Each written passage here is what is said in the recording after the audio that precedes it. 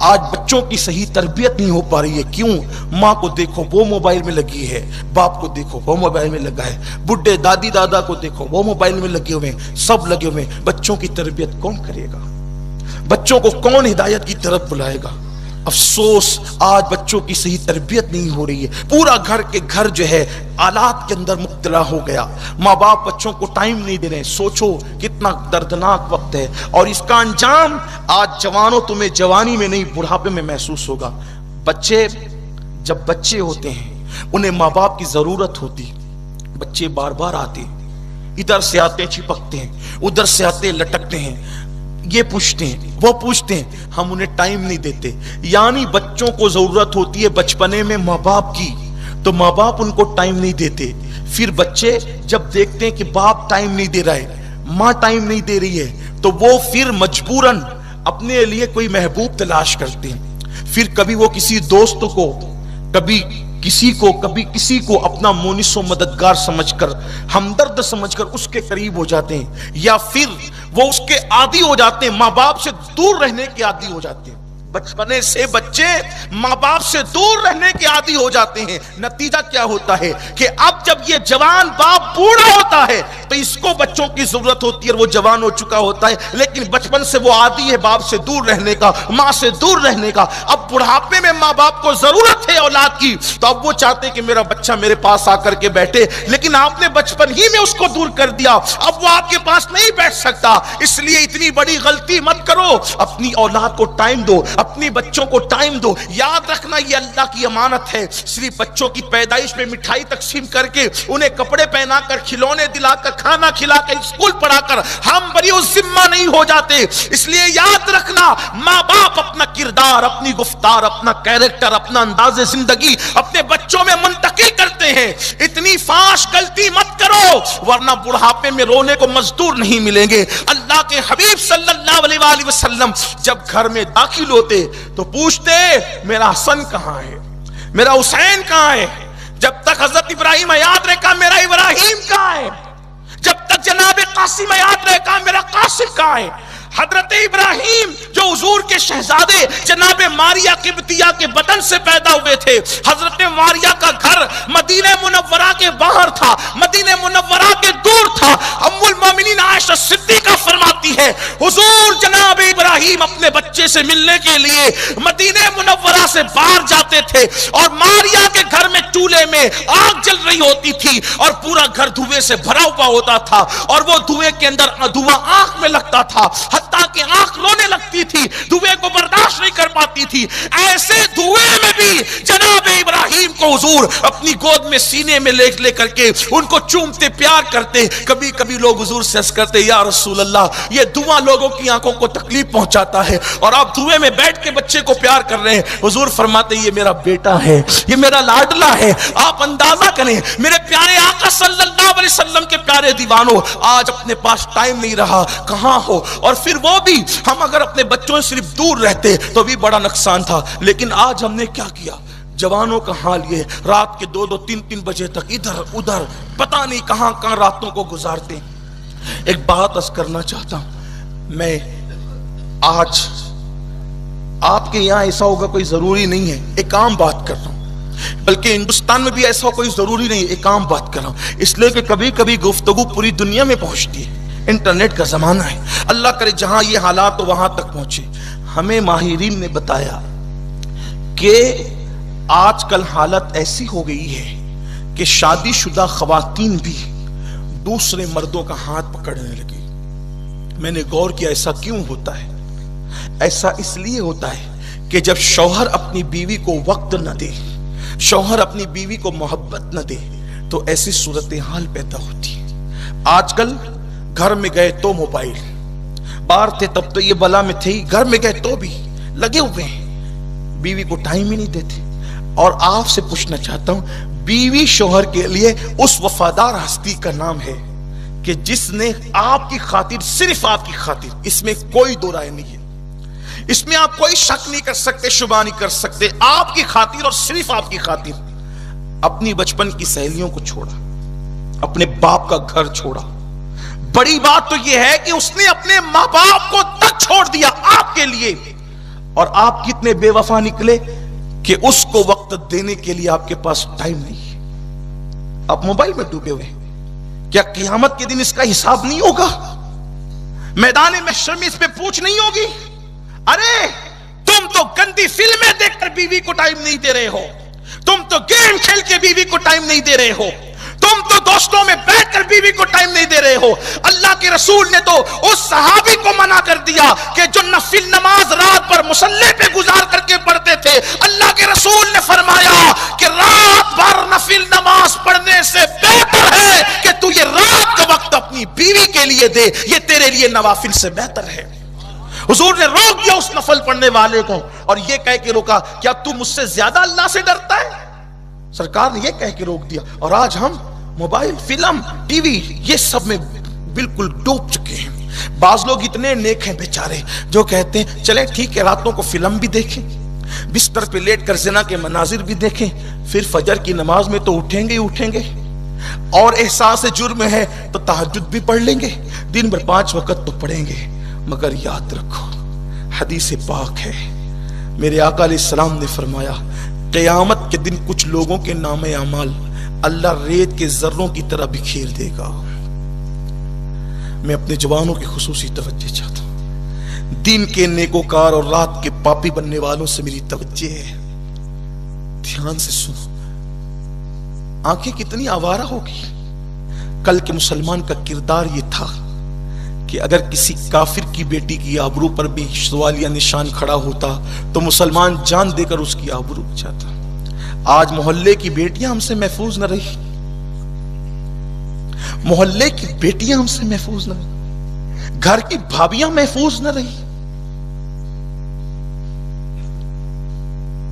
گلی سے کوئی سلامتی کے ساتھ گزر جائے اور ہماری نظریں جھکی ہوئی ہو، مسلمانوں کے محلوں کو دیکھ لو،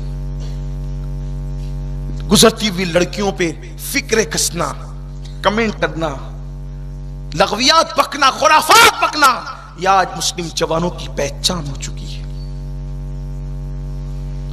بچیاں اپنے آپ کو غیر محفوظ تصور کر رہی ہیں، اور اب تو سیریلوں نے وہ منحوس دن دکھانا شروع کر دیے کہ کل تک کی لڑکیاں فکرے سن کر کے احتجاج کرتی تھی کہ یہ گندے جملے تیرے پاس رکھ، مجھ سے نہ کہے، لیکن اب سیریلوں کی نحوست کی وجہ سے وہ دن دیکھنے کو مل رہے ہیں۔ اب فکرے سن کر کے، کمنٹ سن کر کے بچیاں احتجاج کرنے کی بجائے مسکراتی ہوئی نظر آتی، یہ صورتحال پیدا ہو رہی ہے۔ اگر آج ہم نے اس کو روکنے کی کوشش نہیں کی تو وہ تباہی مچے گی کہ بچوں کے باپ کا نام بتانا مشکل ہو جائے گا، وہ تباہی مچے گی، اچھی طرح یاد رکھنا۔ اگر آج ہم نے، بہت ممکن ہے آپ سوچتے ہوں گے ہم تو بیان سننے کے لیے، آپ نے یہ کیا چھیڑ دیا، میں نے یہ کیا چھیڑا، اسی کو تو اصلاح معاشرہ کہتے ہیں۔ حق کہنے میں اللہ حیا نہیں کرتا، حق کہنے میں اللہ کا رسول حیا نہیں کرتا۔ جب حق کہنے میں اللہ و رسول حیا نہیں کرتے تو ہم کیوں حیا کریں؟ اگر یہاں اصلاح نہ ہوگی تو اصلاح کہاں ہوگی؟ بولو یہ صورتحال ہے کہ نہیں ہے؟ کل تک مسلم بیٹیوں کی غیرت کا حال کیا تھا؟ ایک مرتبہ ایک بیٹی کو بازار میں دیکھ کر ایک لڑکے نے کہہ دیا تیری آنکھیں کتنی خوبصورت ہے۔ وہ لڑکی گھر گئی اور آنکھوں کو کاٹ کر نکال کر کے اس کو بھجوا دیا یہ کہہ کر کے کہ جو آنکھیں کسی مرد کو میرے فتنے میں مبتلا کر دے، ایسی آنکھیں میں اپنے ماتھے میں دیکھنا پسند نہیں کرتی۔ مسلم بیٹیوں کی غیرت کا حال یہ تھا، اور آج بچیوں کا حال یہ ہو گیا ہے کہ مسلم بیٹیاں دوسروں کا ہاتھ پکڑ کر کے بھاگ رہی ہیں۔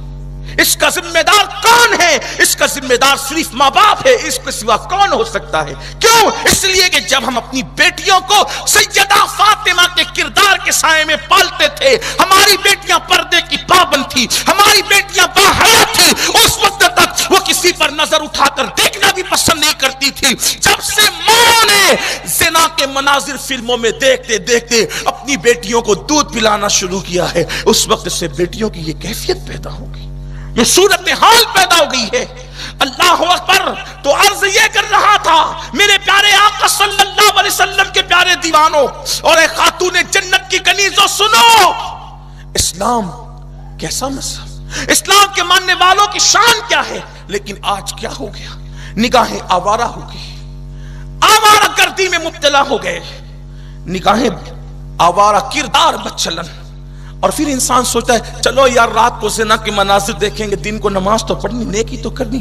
اللہ کے رسول علیہ السلام فرماتے ہیں قیامت کے دن کچھ لوگوں کے نام اعمال کو قدرت ایسے بکھیر دے گی جیسے ریت کے ذرے بکھرے ہوتے ہیں۔ بلکہ حضور نے سمجھانے کے لیے صحابہ کو یہ کہا صبح کے وقت ہماری کھڑکیوں سے یا باریک باریک جو ہے وہ سوراخوں سے سورج کی صبح کے ٹائم جو روشنی آتی ہے، اس روشنی میں ہمیں کچھ باریک باریک ذرات نظر آتے ہیں، اس کو روزون کہتے ہیں۔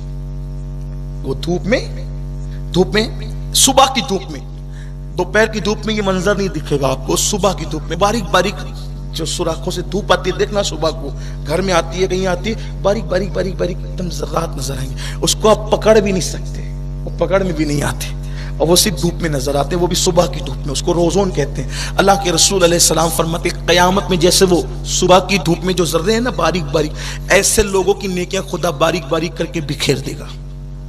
قرآن نے اس کو ہباء منصورہ کہا ہے، ہباء منصورہ کہا ہے قرآن نے اس کو۔ صحابہ نے پوچھا یہ کیا ہے؟ کہا قدرت ان کی نیکیوں کو ایسے بکھیر دے گی جیسے روزون کے باریک ذرات۔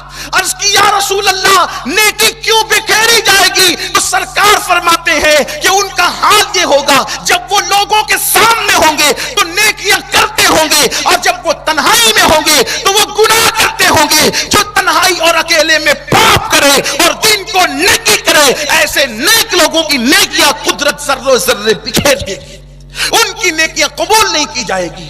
اس لیے کہ اللہ نیکی کس کی قبول کرتا ہے؟ تو قرآن کہتا ہے ہم اعمال متقیوں کے قبول کرتے ہیں، ہم متقیوں کی اعمال قبول کرتے ہیں۔ آج اپنا جوان شراب کے اڈے پہ، اپنا جوان جوے کے اڈے پہ احساس ہی نہیں ہے۔ دنیا تمہیں مٹانے کے لیے مکمل تیاری کر چکی ہے، اور تم ابھی تک کے زنا اور شراب سے باہر نہیں آتے، تم کیرم کلبوں سے باہر نہیں آتے، تم فحش مشاعروں سے باہر نہیں آتے، تم گانے اور غزلوں سے باہر نہیں آتے۔ جو تمہیں مٹا رہے ہیں تم ان کے طریقے کو زندہ کر رہے ہو داڑیاں مڑا کر، جو تمہیں مٹانے کے در پہ ہے تم ان کے طریقے کو زندہ کر رہے ہو معاذ اللہ ان کے لباس پہن کر، ان کی طرح بالیاں پہن کر۔ مسلمانوں غیرت پیدا کرو۔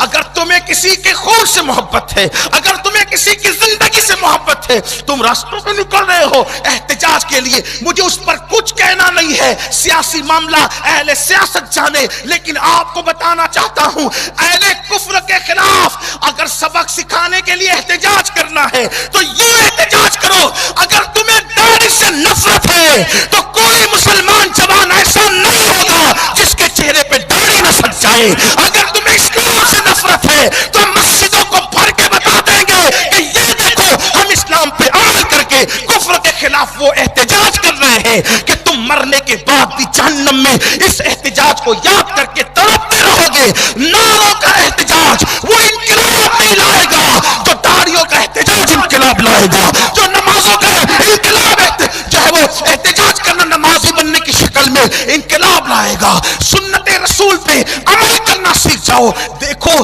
کیسا ناک میں دم آئے گا، کفر ایوانوں کو چھوڑنے کے لیے مجبور ہو جائے گا۔ لیکن میں جانتا ہوں اور دنیا بھی جانتی ہے تم ایسا نہیں کرو گے، کیونکہ تمہارے اندر نعرے لگانے کا دم ہے، تمہارے اندر عمل کا جذبہ نہیں ہے۔ جس قوم کا وجود عمل سے خالی ہو جاتا ہے اس قوم کو برباد کر دیا جاتا ہے۔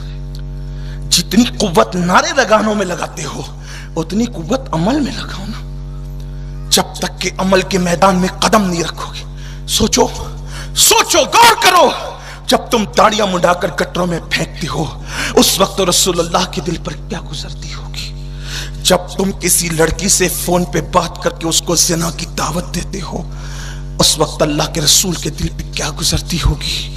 جب تم نمازوں کے اوقات میں گھروں میں بیٹھ کر کے موبائل پر گیم کھیلتے ہو یا گندے مناظر دیکھتے ہو اس وقت اللہ کے رسول کے دل پہ کیا گزرتی ہوگی؟ یاد رکھنا طائف میں نبی کو جو پتھر مارے گئے تھے وہ پتھر میرے نبی کو اتنی تکلیف نہیں پہنچاتے جتنی امت کے گناہ میرے نبی کو تکلیف پہنچاتے ہیں۔ حضور کا دل کیوں دکھاتے ہو؟ اللہ کے نبی کے دل کو تکلیف کیوں پہنچاتے ہو؟ نکلو گناہوں کے دلدل سے، نکلو برائیوں کے دل